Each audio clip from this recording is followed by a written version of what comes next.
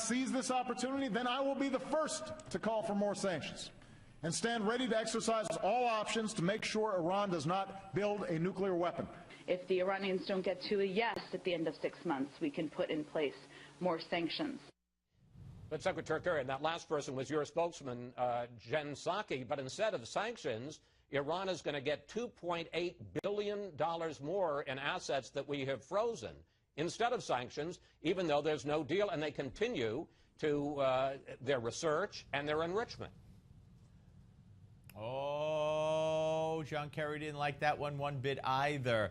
Welcome back to the show, folks. Of course, great interview with Chris Wallace. Confrontational interview with John Kerry yesterday on Fox News Sunday. And John Kerry said, you're not letting me talk. You're not interested in an answer. Some people like you, are against anything Barack Obama and this administration does. And then you got Chris Wallace firing back and saying, look, I don't have enough time to get into everything I want to get into, but your people put the time limits on us. We would talk to you all day long. So it was pretty good. And then, of course, the open mic incident, which we brought to you earlier in the show, where John Kerry was caught not knowing he was on camera, saying some pinpoint operation, said it twice, about Israel mocking their pinpoint operation where they try not to hurt and harm and kill civilians. Now, so you have John Kerry there being confronted with the fact that it was announced Friday, I believe, or over the weekend, I think Friday, that the talks with Iran missed the deadline. They're going to be extended for months.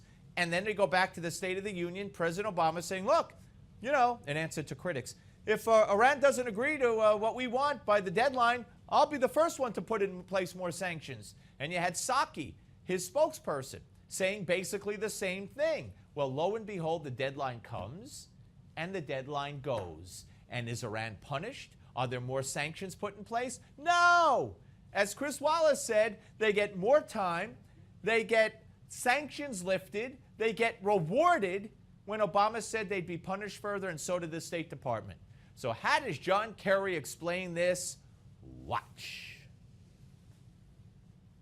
Oh, watch. Broadcasting live from the Newsmax.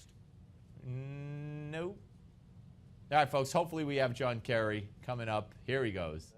And the fact is that this is the first time in 10 years under this current deal that Iran's nuclear program is being rolled back.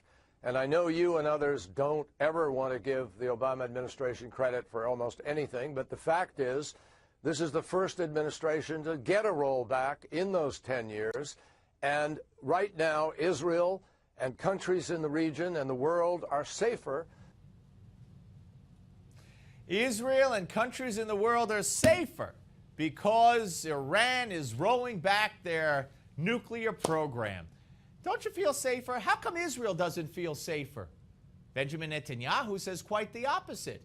He also says a bad deal is worse than no deal, and Kerry alluded to that fact and said that's why we didn't sign a deal.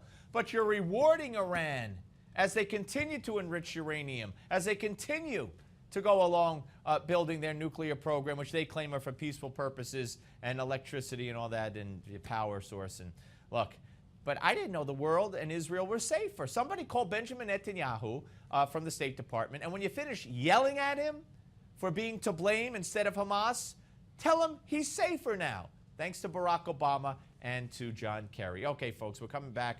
More of the show, but first, Dr. Chauncey Crandall to talk about eating healthy.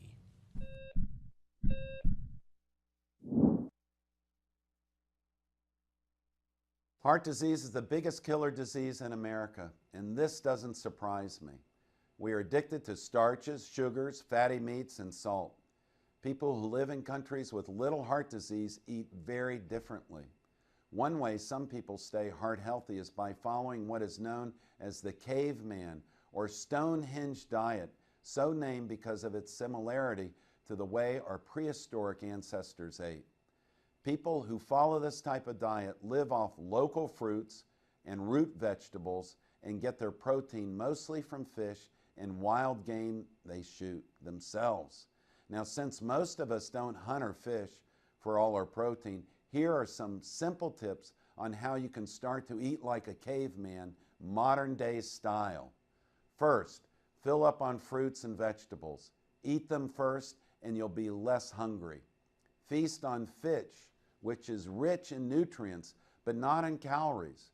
Choose fatty fish like mackerel, herring, sardines, and salmon, which are rich in heart-healthy omega-3 fatty acids. Get out and go for a walk. Remember, our ancestors were hunters and gatherers, so they didn't spend their time sitting in front of a TV or computer all day. If you live more like a caveman or a cave woman, your heart will love you for it. I'm Dr. Chauncey Crandall, and thank you for watching this Heart Health Minute. Remember, it's never too late to prevent or reverse heart disease.